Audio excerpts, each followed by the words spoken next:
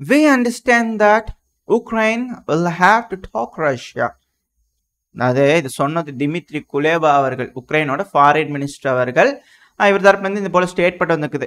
எப்பவும் போல பத்திரிகையாளர் சந்திப்பில் வந்து இந்த மீட்டிங் முடிஞ்சதுக்கப்புறம், சுவிட்சர்லாந்து பீஸ் கான்ஃபரன்ஸ் மீட்டிங் முடிஞ்சதுக்கப்புறம் கேட்பாங்க இல்லையா? ஸோ அப்போ வந்து இவர் இது போல பதில் சொல்லிக்கிறாரு. இவருக்கு வந்து புரிஞ்சிருச்சு, இவங்களுக்கு வந்து புரிஞ்சிருச்சு, ஆமா நம்ம ரஷ்யாவோட வந்து பேசி ஆகணும் அப்படிங்கிறது போல. இதுக்கு வந்து பார்த்தீங்கன்னா ஒரு 6 மாதம் ரீவைண்டு போனோம்னு வச்சுக்கோங்களேன். இதே போல பத்திரிகையாளர்கள் கேட்கும்போது அப்போ உக்ரைன் தரப்பு வந்து எப்படி இருந்ததுன்னா, ரஷ்யாவா அமைதி பேச்சுவார்த்தையா, முன்னாடி வந்தாங்கன்னு வச்சுக்கோங்க, பொக்கு பொக்குன்னு மூக்குலையோ 2 விடுவோம், அதுக்கப்புறம் தான் பேசுவோம் அப்படிங்கிறது போல சொன்னாங்க. இப்போ வந்து புரிஞ்சிருக்கிறாங்க இவங்களுக்கு இல்லையா பேசணும் அப்படிங்கிறது போல. இப்போ போய் பேசும்போது ரஷ்யா வந்து இப்போ வந்து இவங்க எப்படி கொடுக்குறாங்க ரஷ்யாவுக்கு, அதுக்கப்புறம் அவங்க எப்படி பேசுகிறாங்க அப்படிங்கிறது பார்ப்போம். என்ன நடக்குது, யார் கொடுக்குறாங்க யார் வாங்குறாங்கன்றது பார்ப்போம். பட் ஆனால் வந்து பார்த்தீங்கன்னா இவங்களுக்கு இப்போ புரிஞ்சிருச்சு இல்லையா? ஆனால் டிமித்ரி குலேபா அவர்கள் தெளிவாக இருக்கிறாங்க.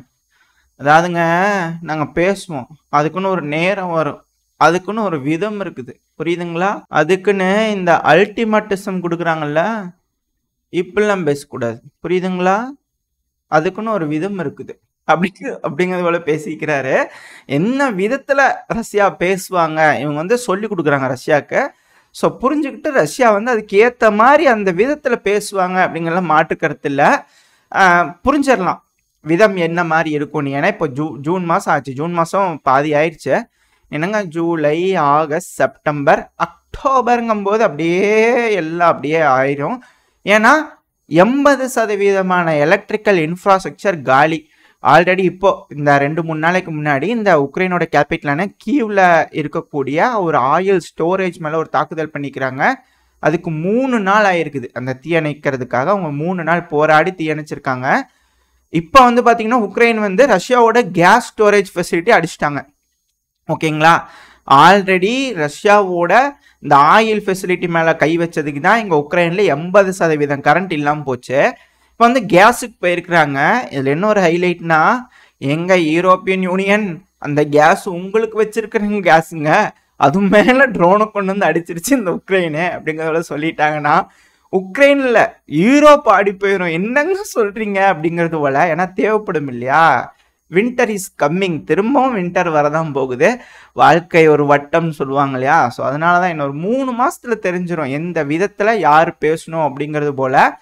பட் இருந்தால் இப்போ கேஸில் கை வச்சுக்கிறாங்க. ரஷ்யா அதுக்கு பதிலடி கொடுக்குற மாதிரி எங்கே கை வைக்க போகிறாங்க அப்படிங்கிறது தெரில. ஆல்ரெடி ஒரு கேஸ் ஸ்டோரேஜ் ஃபெசிலிட்டி இந்த ஸ்திரியில் இருக்க அங்கேயே ரோந்து பண்ணி ஈடுபட்டு இருக்கு ரஷ்யாவோட ட்ரோன்கள். இதுக்கு மேலே என்ன ஆக போகுது அப்படிங்கிறது பொறுத்துன்னு தான் பார்க்கணும். ஒன்றும் பண்ண முடியாது. உக்ரைன் வந்து இன்னும் புரிஞ்சுக்கிட்டாங்களா இல்லையா, நீங்கள் என்ன நினைக்கிறீங்க அப்படிங்கிறத கமெண்ட் செக்ஷனில் சொல்லுங்கள். அப்புறம் இதை வந்து பார்த்தீங்கன்னா யூரோப்பியன் யூனியனோட ஹை ரெப்ரசன்டேட்டிவ் ஜோசப் போர்ல் அவர்கள் இருப்பார் இல்லையா, அவர் தரப்புலேருந்து ஒரு ஸ்டேட்மெண்ட் வந்துருக்குது. என்ன சொல்லியிருக்கிறாரு அப்படின்னா, அதாவதுங்க இந்த அக்ரஸார் இருக்கிறாங்க இல்லையா, அவங்களாம் டேர்ம்ஸ் சொல்லக்கூடாது.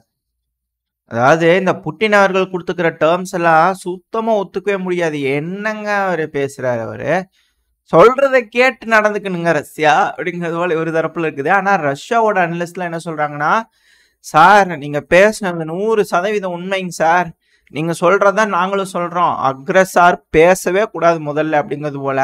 ஏன் அப்படின்னா சமீபத்தில் ஒரு செய்தி வந்திருக்கும், இந்த அசோவ் பிரிகேடு மேல போடப்பட்டிருக்கிற சாங்ஷன்ஸ் தூக்க போறோம், எங்களோட ஆயுதங்களை அசோவ் பிரிகேட் யூஸ் பண்ணிக்கலாம் அப்படின்னு அமெரிக்க தரப்புல சொல்லிக்கிறாங்க இல்லையா.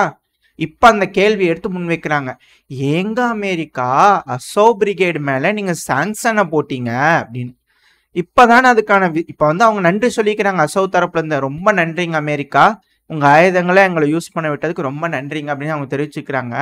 இப்போ அந்த உலக சமுதாயம் இன்டர்நேஷ்னல் கம்யூனிட்டி இருக்குது இல்லையா, அவங்க வந்து கேட்டுக்கிறாங்க, நியாயமாக கேட்குறாங்க, ஏங்க அமெரிக்கா எதுக்காக உக்ரைனோட அசோவ் பிரிகேடுக்கு நீங்கள் சாங்ஷன் போட்டிருக்கிறீங்க, என்ன ஆச்சு உங்களுக்கு அப்படிங்கிறத கேட்டுக்கிறாங்க. இப்போ தான் அதுக்கான பதில்கள் வர ஆரம்பிச்சிருக்கு. என்னன்னா, இந்த அசோவ் பிரிகேட் ஜினோசைடு பண்ணிக்கிறாங்க. இது யார் சொன்னது? மேற்குலக நாடுகள். அதனால தான் அமெரிக்காவே அந்த பிரிகேடு மேலே சாங்ஷன் போட்டுக்கிறாங்க. யாரை பண்ணாங்க? ரஷ்யன்ஸை பண்ணாங்க. இப்போ ரஷ்யன்ஸ் மேலே ஜினோசைட் பண்ணதுன்னா தட்டி கேட்கறதுக்காக யாரு ரஷ்யா வந்துக்கிறாங்க இப்போ உக்ரைனுக்குள்ள. இப்போ அக்ரஸர் யாரு? இந்த அசோவ் பிரிகேட். அசோவ் பிரிகேட் எந்த நாட்டோட ராணுவம்? உக்ரைனோட ராணுவம். இப்போ அக்ரஸர் யாரு? உக்ரைன் தான் அக்ரஸாரு. உக்ரைன் பேசவே கூடாது, கம்முன்னு போய் ரஷ்யா சொல்றதை கேட்டு நடந்துக்க சொல்லுங்க அப்படிங்கிறது போல அட்லீஸ்ட் தரப்புல சொல்லிட்டு இருக்கிறாங்க. நியாயமான ஒரு விஷயத்தை இந்த ஹை ரெப்ரசன்டேட்டிவ் அவர்கள் சொல்லியிருக்கிறாரு, செலவைங்கப்பா அவருக்கு அப்படிங்கிறது போல. இதை கேட்டு நடந்துக்குவாங்களா அப்படிங்கிறது தெரியல. ஏன்னா அவங்க சொல்ற விஷயத்த அவங்களே கேட்டு நடந்துக்குவாங்களா அப்படிங்கிறது தெரியல.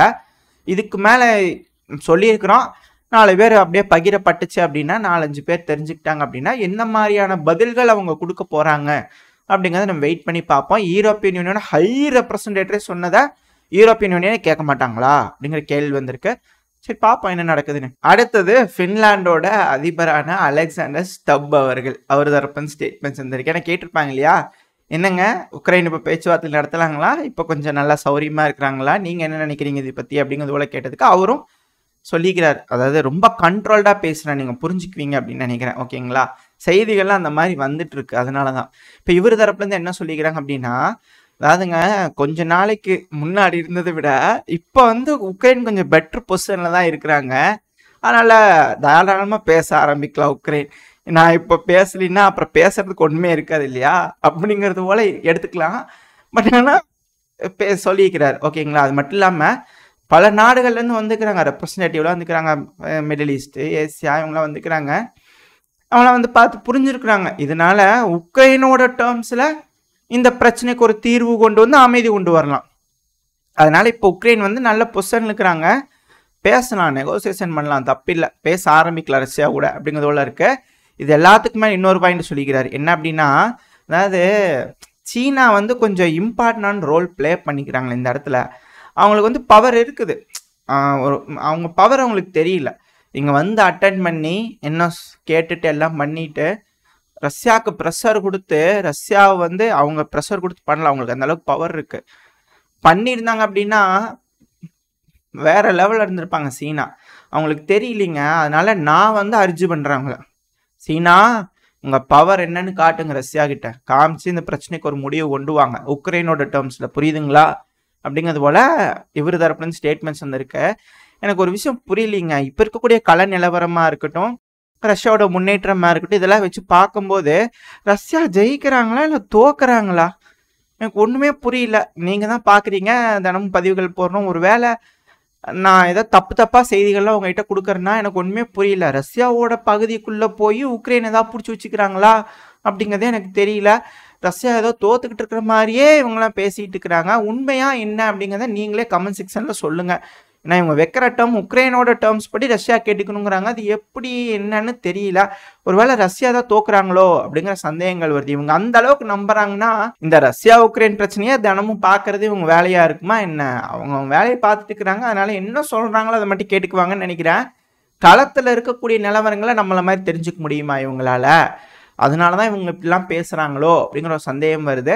இன்னும் எதுங்க தெரியல, இன்னொரு சில நாட்கள் போச்சுன்னா தான் ரஷ்யா கிட்ட இருந்து ஸ்டேட்மெண்ட்ஸ் பதிலடி ஏதாவது வருதா அப்படின்றது பொறுத்து வந்து பார்ப்போம். அதெல்லாம் வச்சு பார்த்தா தான் என்ன நடக்க போகுதுன்றது தெரியும். நான் ஏன் அப்படி சொன்னேன் அப்படின்னா, இப்போ அடுத்தது ISW, அதாவது international institute of study of war இருக்கிறாங்க இல்லையா, அவங்க தரப்புல இருந்து வந்திருக்கு. இவங்க தரப்புல இருந்து என்ன ஸ்டேட்மெண்ட் வந்திருக்குன்னா, ரஷ்ய அதிபர் விளாடிமிர் புட்டின் அவர்கள் இருக்கிறார் இல்லையா, அண்டர்மைன் பண்றாங்க, உக்ரைனுக்கு கொடுக்கக்கூடிய சப்போர்ட்டை மேற்குலக நாடுகளை அண்டர்மைன் பண்றாங்க.